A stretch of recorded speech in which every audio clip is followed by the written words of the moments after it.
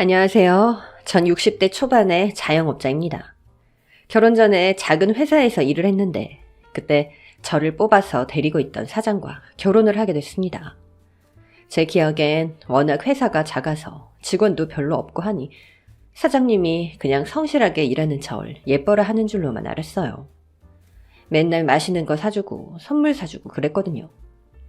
사장님이 출장 가시거나 할 때 다른 직원들은 농땡이도 좀 부리고 그랬지만 전 그런 것도 할 줄 모르는 사람이라 그저 성실히 출근하는 게 전부였는데 그걸 또 착하다고 출장 다녀오며 이것저것 많이 사다 줬습니다. 그 비싼 선물도 많았어요.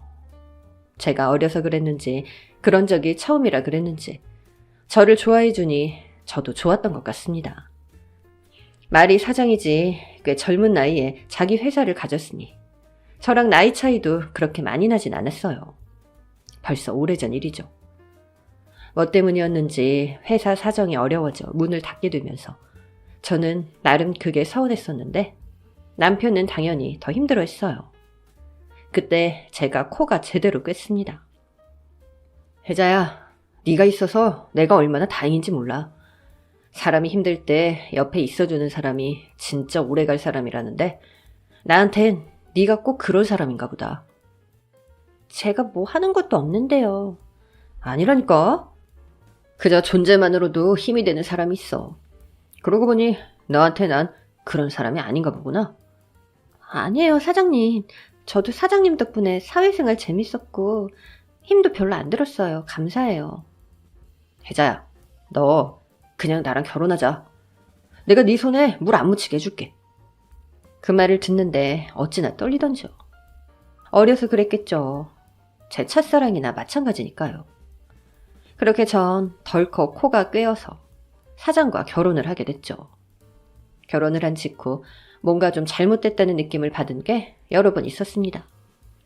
첫 번째는 신혼여행 가는 비행기 아니었어요. 전 그저 처음으로 외국에 나간다는 것 때문에 설레기만 했던 것 같은데 그런 저에게 남편은 이런 이야기를 꺼냈습니다.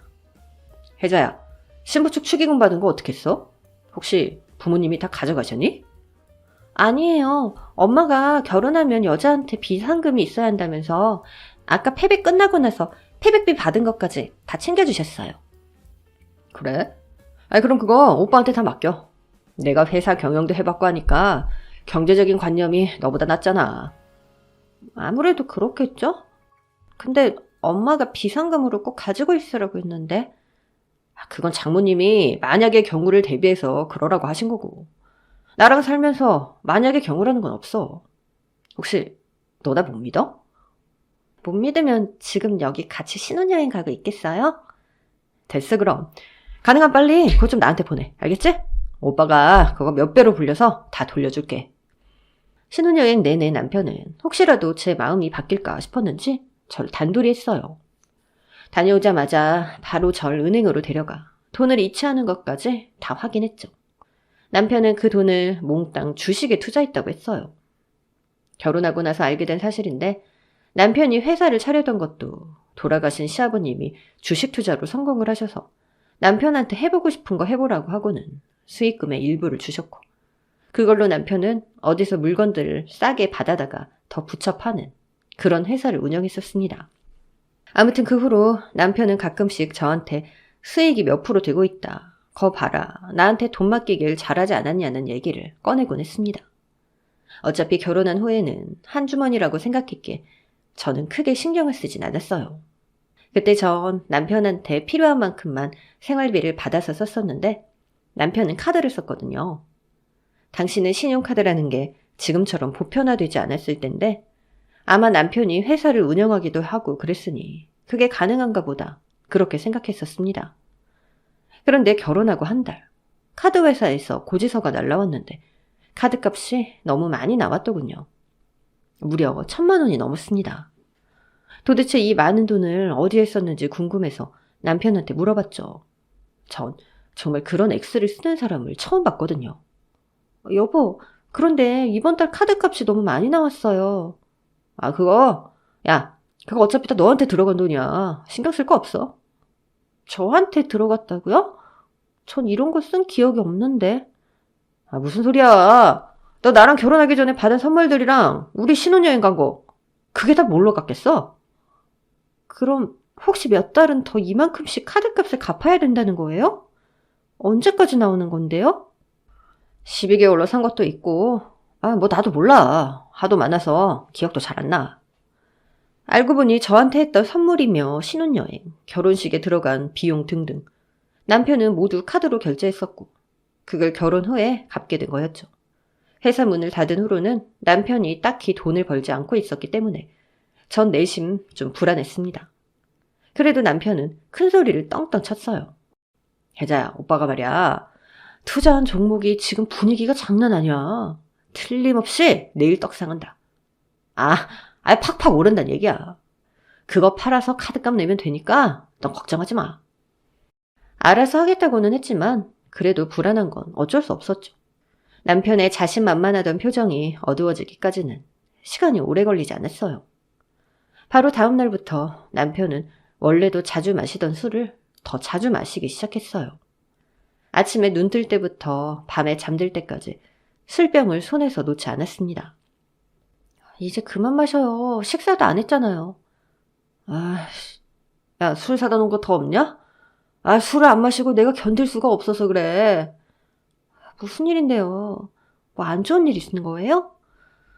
남편이 얘기하기를 투자한 돈을 전부 잃었다더군요. 제가 준 돈만 해도 3천만 원이 넘었고 제가 알기론 남편이 그나마 회사를 정리하며 가지고 있던 돈도 전부 투자한 걸로 알고 있었어요. 못해도 억 단위는 되는 돈을 한 방에 다 날렸다는 겁니다. 전 억장이 무너지는 것 같았습니다. 남편한테 울면서 토로했죠. 어떻게 그럴 수 있어요? 그 돈이 어떤 돈인데 앞으로는 어떡하려고 그러냐고요. 좀 잘 알아보고 하지 그랬어요. 그 새끼들이 먹고 튀었다니까. 난 잘못한 게 없어. 근데 너 지금 이게 뭐 하는 거야? 지금 내 잘못이라는 거야? 야, 너 벌써부터 남편 무시하냐? 인생 한 방이야. 나 그 돈 한 방에 번다고. 그 당시 시어머니가 가까운 데 사셔서 자주 들락거리셨는데 한 번은 남편이 술이 떡이 돼서 방 안에 대자로 누워 자고 있는 걸 보고는 오히려 저를 나무라지는 겁니다. 이게 무슨 일이래니? 넌 여자가 어떻게 하길래 얘가 이 모양으로 뻗어 있는 거야? 어머님, 이이가 주식 투자라는 걸 했는데요. 그걸 다 날렸대요. 그리고는 매일 이렇게 술만 마셔요. 어머님이 야단 좀 쳐주세요. 뭐야? 남자가 뭘 좀 하다 잘못될 수도 있고 그런 거지. 너 그걸로 내 아들 들들 볶았니? 그래서 얘가 이러고 있는 거야? 아휴, 불쌍한 내 새끼. 제가 아무리 세상 물정을 몰랐어도 아무리 생각해봐도 그건 아니었는데 시어머니는 오로지 자기 아들만 감싸고 돌았죠. 여전히 카드값은 매달 1,000만 원이 넘게 나오고 큰돈 벌어오겠다고 큰소리치던 남편은 술에 쩔어 살고 정말 어떻게 해야 할지 막막했는데 그때 마침 제 뱃속엔 아이가 들어섰습니다. 이런 말하면 천벌을 받을지도 모르겠어요. 전 아이가 생긴 것이 좋고 축복받은 일이란 생각보다는 엎친 데 덮친다고 왜 하필 지금이란 생각을 더 많이 했습니다. 막막했거든요. 밤이고 낮이고 술냄새 풀풀 풍기며 저를 윽박지르기만 하는 남편과 그런 남편을 그래도 지 새끼라고 싸고 도는 시어머니는 남의 속도 모르고 좋아라 하더군요. 저도 마음을 다잡아 보려고 했습니다. 아이가 생겼으니 남편도 달라질 거라는 신락 같은 희망도 있었고요. 하지만 남편은 눈꽃만큼도 달라지지 않았어요. 오히려 술을 마시고 행패를 부리기까지 했죠. 야, 술 가져와, 술. 여기 술 떨어졌잖아. 거기 있잖아요. 안주는? 안주 없냐? 계란말이 좀 해가지고 앞에 좀 갖다 놔봐. 뭐해? 당장 갖고 오라니까. 여보, 이제 제발 그만 좀 해요. 아이를 생각해서라도 정신 차리고 살아야죠. 나도 더는 못 참겠다고요. 2년이? 못 참으면 어쩔 건데. 어쩔 건데! 하루하루 우라가 치밀었지만 아이를 위해서 저라도 정신을 차려야겠다 생각했습니다. 몸은 점점 무거워져갔지만 살림살이에 한 푼이라도 보태기 위해서 동네 세탁소를 도와주고 돈을 받기도 했고 가끔 남의 집 청소며 빨래도 했어요. 몸을 쓰는 일이 조심스럽긴 했지만 집에서 남편 술에 쩔은 꼬라지나 보고 술주정에 폭언을 듣는 것보다는 하루에 이렇게 잠시라도 밖에 나와 있는 게 아이한테도 더 좋지 않을까 하는 생각도 들었거든요. 술에 취하면 눈에 뵈는 거 없이 물건을 집어 던지는 경우도 있었는데 혹시나 잘못 맞아서 아이한테 해가 될 수도 있으니까요. 제가 밖에 나가 일을 하거나 말거나 남편은 신경 쓰지도 않았습니다. 가끔 시어머니가 듣기 싫은 소리를 하긴 했죠. 하지만 저도 할 말은 있었습니다. 너는 배불러가지고 어딜 그렇게 싸돌아다니는 거냐? 어머님 아들이 저러고 있는데 그럼 돈은 누가 벌어요? 둘이 손가락 빨고 살아요? 그럼 애는요? 뭘 잘했다고 큰 소리야, 큰 소리는! 잘한 거 없는지는 잘 모르겠지만 잘못한 것도 없네요. 있으면 어디 한번 얘기해 보세요. 제가 이렇게 얘기하면 시어머니는 말대꾸한다고 혼자서 궁시렁거리다가 입을 다무셨죠. 자기가 생각해도 할 말 없는 게 당연하니까요. 뱃속의 아이만 생각하며 최대한 마인드 컨트롤을 하려 했지만 이런 상황 속에서 누가 제대로 마음을 다스릴 수가 있을까요? 조금도 편안한 날이 없었는데요. 그런 와중에 하루하루 배는 불러왔고 드디어 산딸이 됐습니다. 기대하지도 않았지만 아이를 낳는 날 남편도 시어머니도 병원에 나타나지 않았습니다. 그런데요, 하늘도 무심하다는 말은 이럴 때 쓰는 거겠죠. 혼자서 이를 악물며 반나절이 넘도록 진통을 한 끝에 낳은 제 아이는 무릎 아래로 다리가 없는 장애아로 태어났습니다.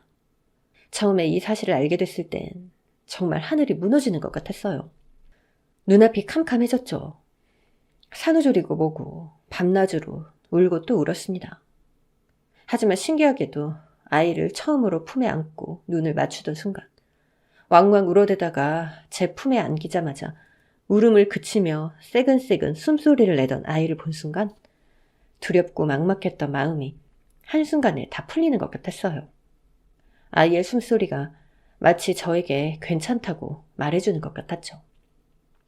뒤늦게 오신 친정엄마도 제 손을 꼭 잡고 다 괜찮다고 얘기해 주셨어요. 나 어떡하지? 나 어떻게 해야 될지 모르겠어, 엄마.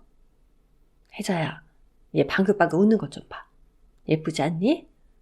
너 처음 태어났을 때랑 똑같아. 착하고 똑똑하게 클 거야.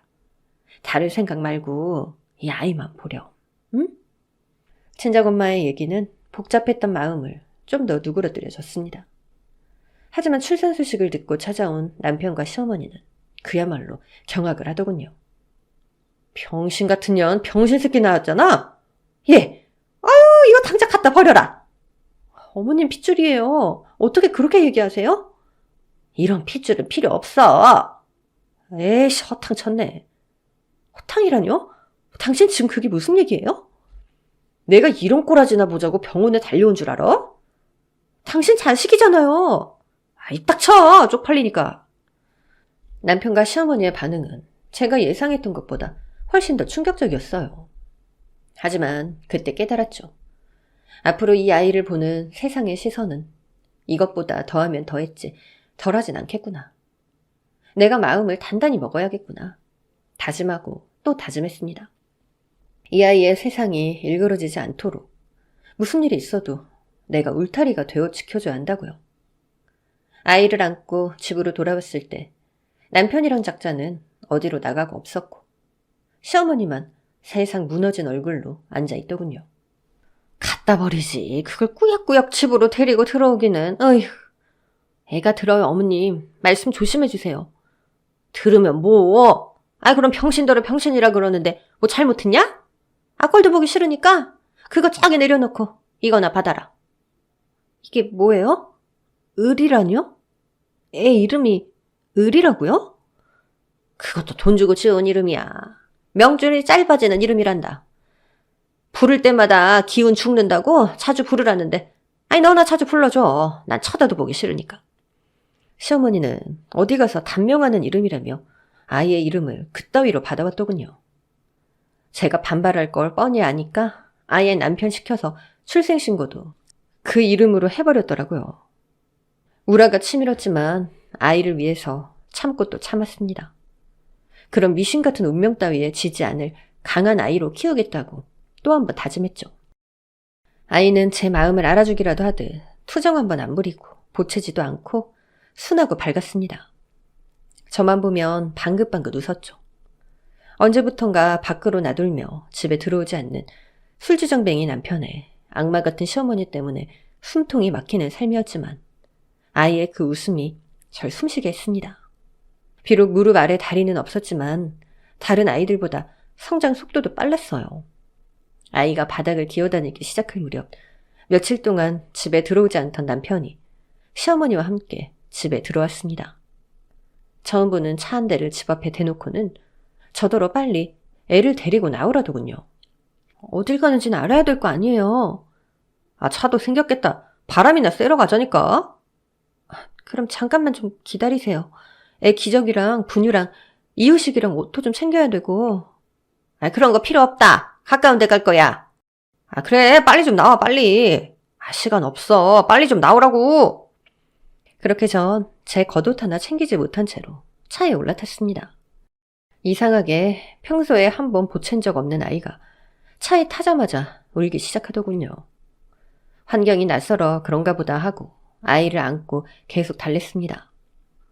어딜 가는지 모르지만 가는 내내 남편과 시어머니는 그런 아이를 타박했죠. 시끄러 진짜. 주둥이 좀 닥치게 해봐라 좀. 병신이 타네 아주. 내가 저 병신 때문에 멀미가 나나. 젖을 물리든 어쩌든 그만 좀 물게 하라고. 저기 들어가자. 저기 차 세우고 너는 가서 걔 좀 어떻게 조용히 좀 시키고 와봐. 남편이 차를 세운 곳은 고속도로 휴게소였습니다. 시어머니의 성화에 저는 아이를 데리고 차에서 내렸습니다. 마침 옆 차에도 아이와 비슷한 또래의 아이가 있는 엄마가 보여 급한 대로 기저귀를 빌려 화장실로 달려갔죠. 거기서 아이의 기저귀를 갈고 젖을 물리고 달랜 후 잠든 아이를 업고 나왔는데 차가 없었습니다. 혹시 제가 처음 보는 차라 헷갈렸나 싶어서 아이를 업은 채로 휴게소 여기저기를 뛰어다니며 찾아봤지만 어디에도 남편의 차는 없었어요. 남편도 시어머니도 보이지 않았습니다.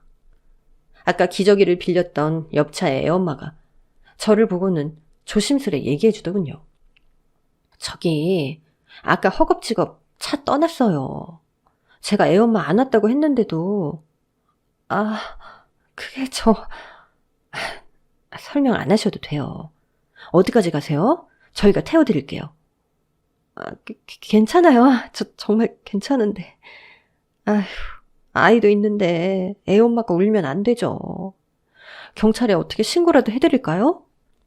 아니에요. 정말 괜찮습니다. 애초에 여행이니 뭐니 다 헛소리였던 겁니다. 저와 아이를 이렇게 버릴 생각이었던 거죠. 그 자리에서 아무 차에나 뛰어들어 확 죽어버릴까 생각도 했어요. 하지만 아이가 있잖아요. 제가 세상의 전부일 아이요. 정신없이 미안하다 고맙다는 말을 100번쯤 하고 그 차를 얻어 타고 친정으로 향했습니다.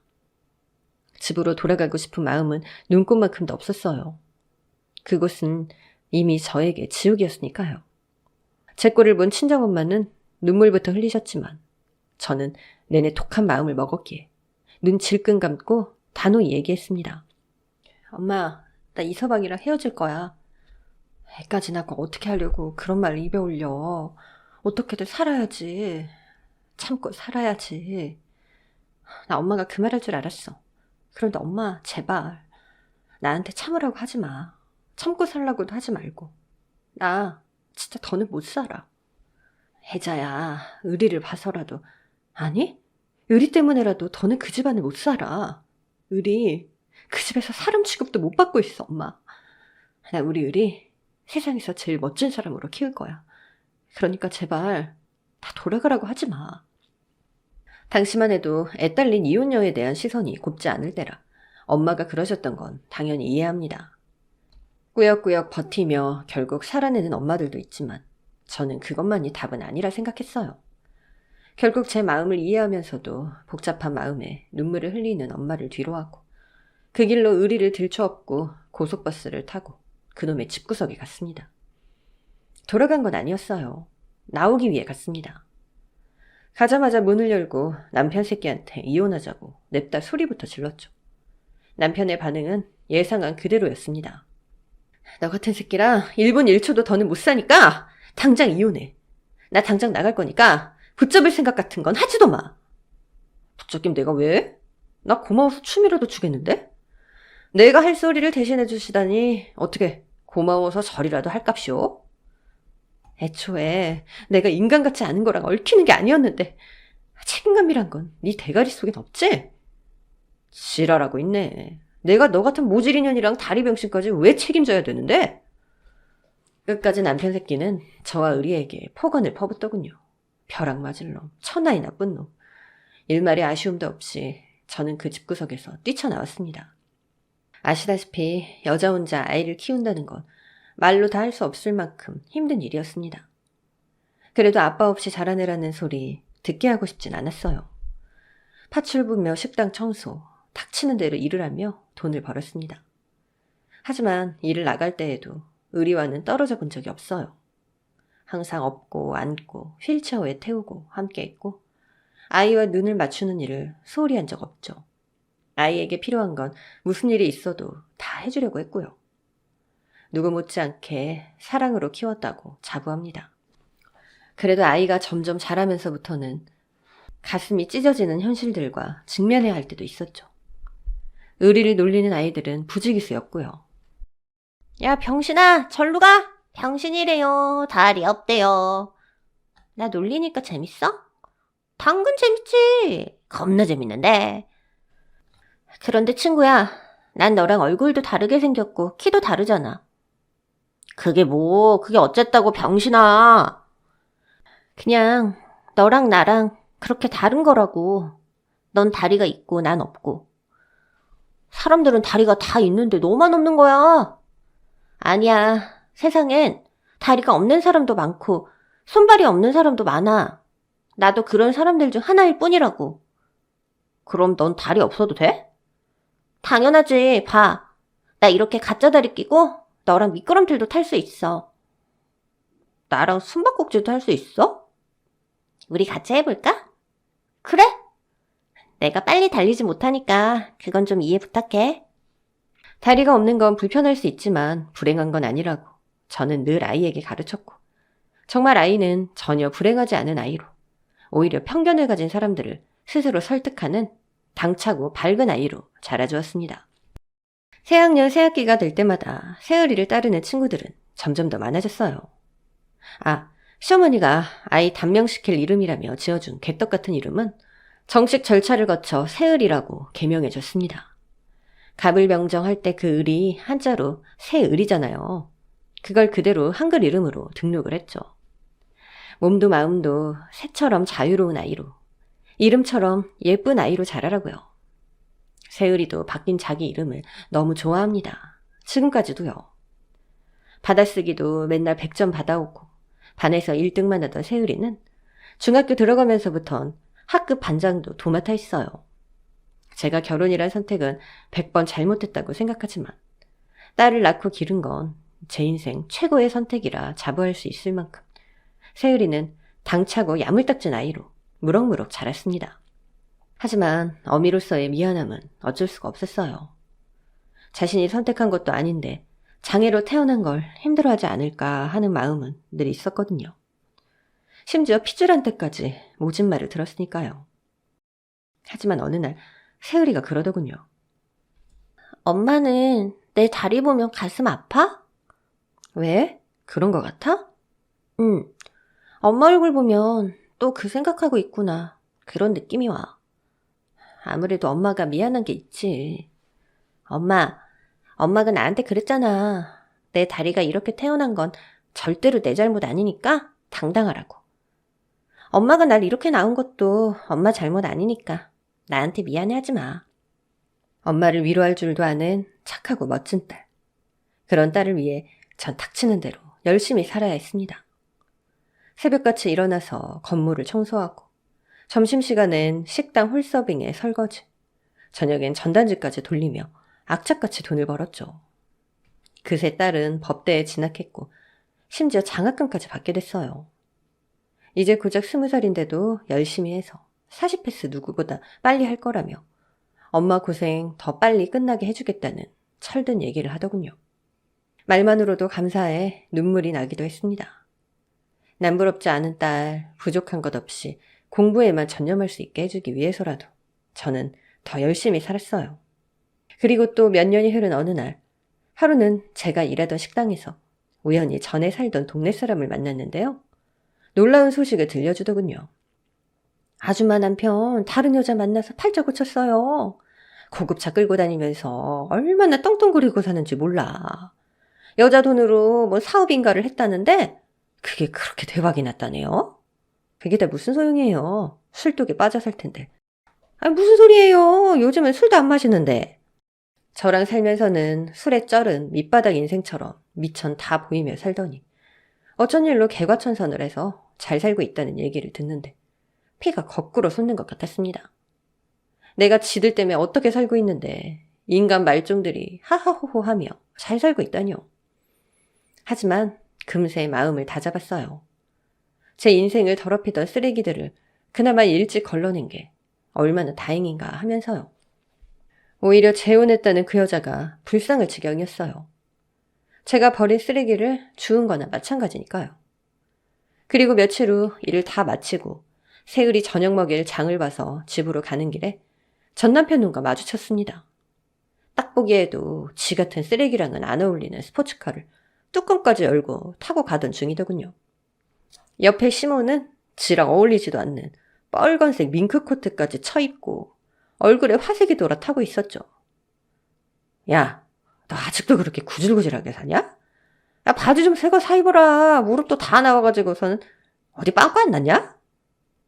아유, 얘나 지금이나 지질이 궁상이네 전혀. 아유, 그 병신년은 어쨌냐? 죽었냐? 내다 버렸어? 보나마나 일찍 죽었겠지 뭐. 내 말 맞지? 순간 들고 있는 장바구니로 두 연놈의 대갈통을 깨부시고 싶었지만 그래봤자 똑같은 인간 되는 거다 싶어서 들은 채만 채 본 채만 채 하고 그냥 돌아왔습니다. 그래도 솔직히 기분 더러웠어요. 평생 한번 마셔본 적 없는 소주 한잔 하고 싶다는 생각까지 들었습니다. 그 나이 먹어서 보톡스를 맞은 건지 어쩐 건지 포동포동 살찐 연놈들의 볼따구니에 싸대기를 날리고 싶었죠. 그런 제 마음이 얼굴에 드러났는지 딸애가 들어오는 저를 보고는 걱정했습니다. 엄마, 밖에서 무슨 일 있었어? 안색이 안 좋아. 혹시 어디 아파? 아니야, 아무 일도 없었어. 엄마 아주 건강해. 그냥 오는 길에 못 볼 꼴을 좀 봤더니 속이 좀 뒤틀려서 그래. 그럼 엄마 뒤틀린 속 풀어줄 반가운 소식 하나 알려줄까? 엄마, 놀라지 마. 나 있잖아. 판사 됐어. 김세율 판사. 어때? 그래, 어울리다 뿐이니? 우리 세율이 대한민국 최고 판사가 될 거야. 누구 딸인데, 안 그래? 이를 악물고 핏덩어리를 들추업고 나온 지 25년 만이었습니다. 그날 전 마음을 다 내려놓고 펑펑 울었어요. 고생이라고 생각한 적은 한 번도 없었지만 그래도 지난 세월을 다 보상받은 기분이었죠. 끊임없이 흐르는 제 눈물을 닦아주며 딸애가 그랬습니다. 엄마, 이제 고생 끝, 행복 시작? 무슨 소리야. 난 고생한 적 없어. 네 덕에 매일매일 행복했지. 이제 엄마 다니던 일 그만두고 엄마가 좋아하는 일, 하고 싶은 일 하면서 살아. 너 잘 크는 거 보는 게 내가 좋아하는 거고 하고 싶은 건데? 엄마, 고마워. 나 여기까지 온 거 다 엄마 덕분인 거 잘 알아. 내가 두고두고 평생 동안 갚을게.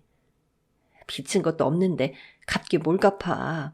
지금까지 너 하던 대로 좋은 판사 되면 그게 보답이지.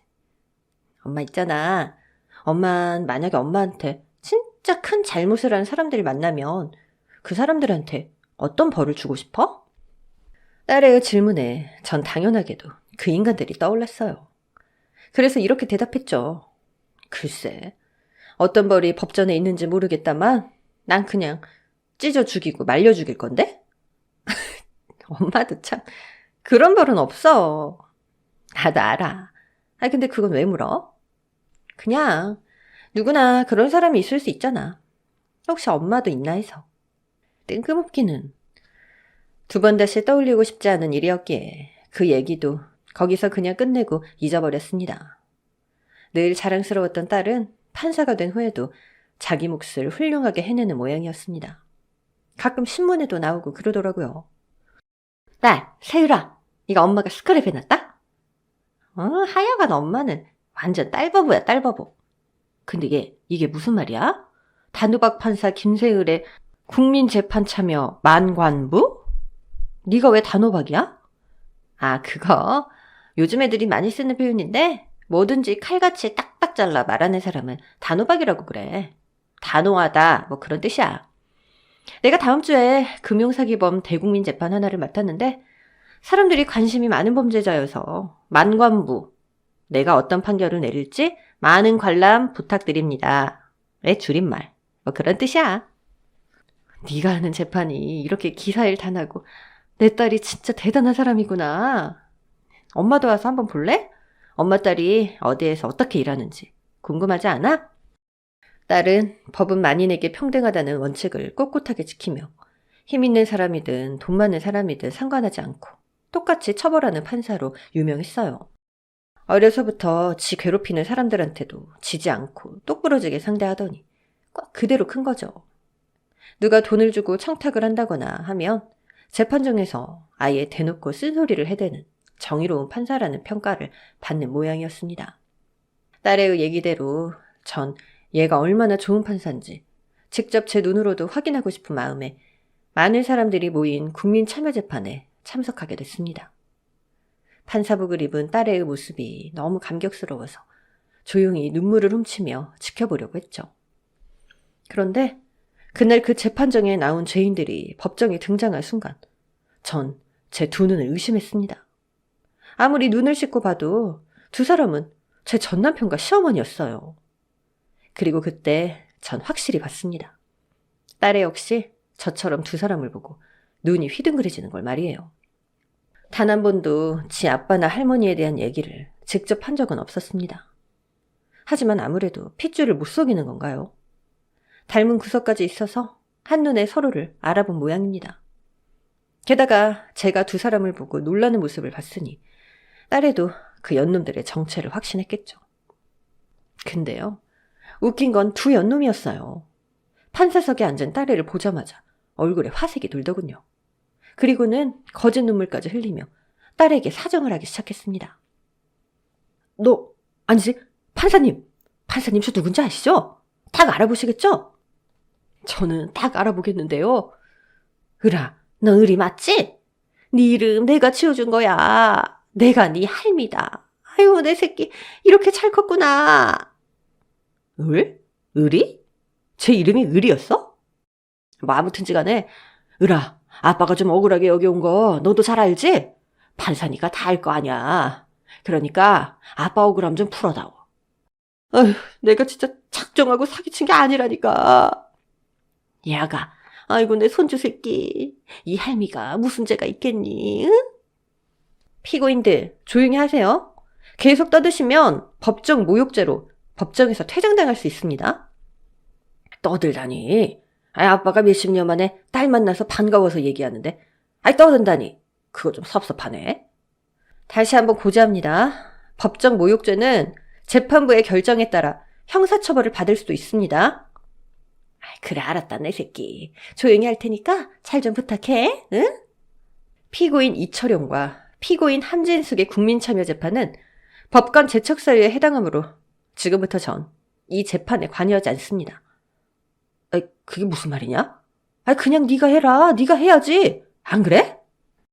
저도 처음에 왜 그런지 몰랐는데요. 나중에 들어보니 이런 재판의 경우 법관 제척사유에 해당이 된다고 하더라고요. 우리 법에는 더 공정한 재판을 위해서 판사가 재판을 기피할 수 있는 제도가 있는데 이 경우엔 지금이야 어찌됐든 본질적으로 피고인들과 판사가 친족 관계이다 보니 딸애가 재판을 할 수 없는 거였어요. 그 대신 딸애의 동료 판사가 이 사건을 맡게 됐습니다. 휠체어를 밀며 재판정을 나서는 딸애의 뒤통수에 대고 두 연놈들은 그지처럼 용서를 구걸하더군요. 으라, 아빠야 아빠. 아빠가 너 얼마나 보고 싶었는지 알아? 에이씨, 네 엄마가 너를 못 만나게 해가지고. 아가, 할미 이제 깜빵 들어가면 죽어야 나와. 아야, 제발 이 할미 좀 불쌍히 여겨다오. 두 사람의 그지 같은 구걸은 곧 잠잠해질 수밖에 없었습니다. 딸애를 대신해 이 재판을 맡게 될 판사가 불벼락 같은 호통을 쳤으니까요. 피고인들, 지금 국민들이 지켜보고 있습니다. 국민들 앞에서 비참하게 끌려나가고 싶어요? 그런 거 아니면 당장 입 다무세요. 아니, 판사님, 그게 아니고요. 저 애가 제 딸이거든요. 딸이요? 세상 어떤 아빠가 자기 딸을 길거리에 내다 버립니까? 네? 아니, 판사님이 그걸 어떻게. 상습폭력, 아동학대 및 유기. 판사의 얘기에 재판장에 있던 사람들은 수근거리기 시작했어요. 금융사기범의 재판인 줄로만 알고 왔는데 아동학대라니 놀랄만도 하죠. 안타깝게도 이 사건들은 공소시효가 지났습니다. 하지만 두 피고인이 어떤 사람들인지를 증명할 순 있죠. 지금 하고 계신 행동들 역시 배심원들이 모두 지켜봤습니다. 이런 모든 사실들이 본 재판 판결에 영향을 미칠 수 있습니다. 나중에 딸애한테 들어보니 그 판사는 딸애와 아주 친한 동료였어요. 딸보다 더 냉철한 판결을 내리기로 소문이 자자한 판사였죠. 세율이의 지난 얘기들을 다 알고 나서는 그 모진 환경을 이겨내고 이렇게 훌륭하게 자란 우리 세율이를 아주 좋아하고 심지어 존경하기까지 한다고 하더라고요. 근엄한 판사의 얘기에 두 연놈들의 주둥이가 싹 다물어졌습니다. 솔직히요, 판사님이 안 그러셨으면 저라도 달려나가서 그 주둥아리를 확 닥치게 했을 겁니다. 애초에 양심 같은 거 없는 줄은 알고 있었지만 그래도 그렇지. 어따 대고 이제 와서 지 딸이며 손녀라고 핏줄 행세입니까? 갖다 버리라고 하다못해 지들이 직접 갖다 버린 과거는 국 끓여 먹었답니까? 뭐요? 용서해달라고요? 보고 싶었다고요? 후한무치한 인간들. 언감생심도 유분수죠.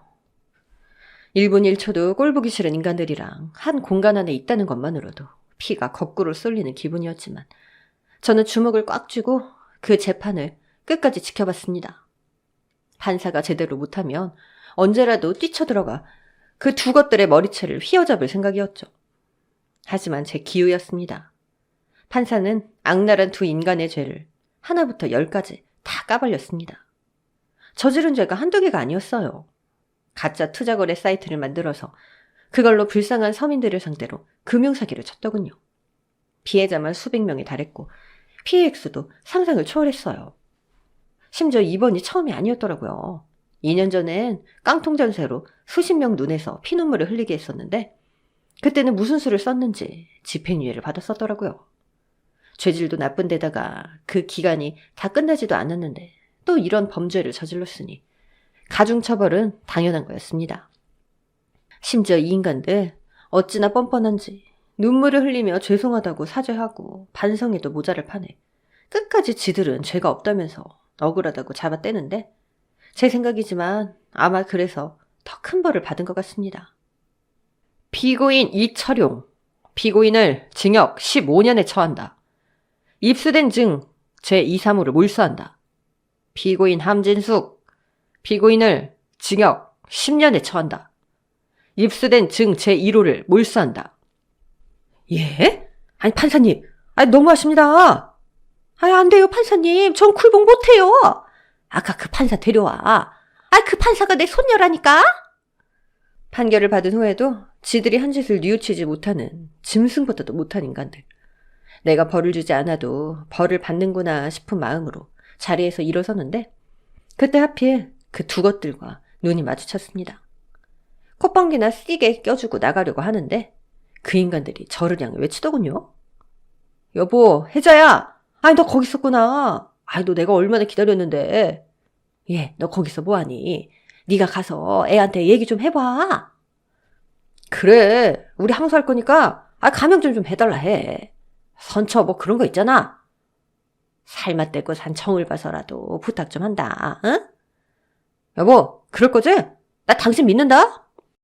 거기는 법정이고 사람들도 많이 보고 있는 데다가 제 딸이 판사라는 걸 사람들도 다 아는데 혹시라도 딸의 체면을 구기는 일은 만들고 싶지 않았어요. 그래서 거기선 그냥 가운데 손가락만 조용히 올려주고 나왔습니다. 그리고는 그냥 돌아가려다가 두 것들에게 하고 싶은 말이 떠올라서 죄수복을 입고 포승줄에 묶여 끌려가는 인간들 앞에 떡하니 나타났습니다. 그리고 얘기했죠. 어이, 거기 둘 도와달라고? 그래, 여보. 역시 당신, 그럴 줄 알았어. 애한테 얘기해 줄 거지? 다시 판결해 달라고 할 거지? 내가 잘못했다, 응? 진심으로 이렇게 빌게.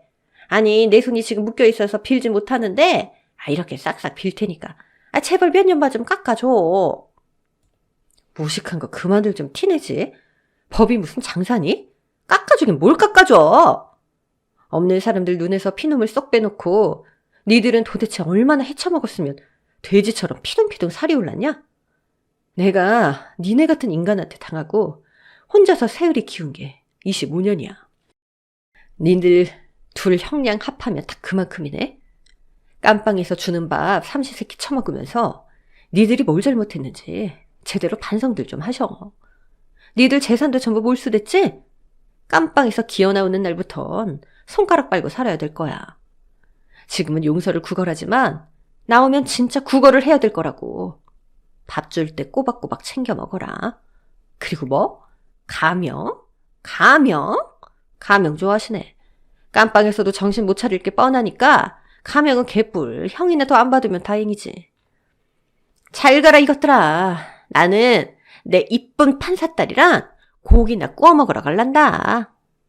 그렇게 퍼부었어도 몇십 년 묵은 한은 속 시원히 내려가질 않아서 연놈들 끌고 가는 교도관들 몰래 뒤통수를 냅다 한 대씩 후려갈기고 그 자리를 떠났습니다.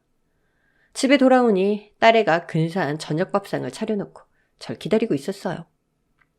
엄마, 이제 정말 마음속에 있던 짐 다 내려놓고 편히 사세요. 그래, 이제 정말 속이 다 시원하다. 그런데 세으라, 언제부터 알고 있었던 거야? 우연히 알게 됐어요. 엄마가 아무 얘기 안 해주니까 굳이 몰라도 되는 얘긴가 보다 싶어서 안 물어봤지.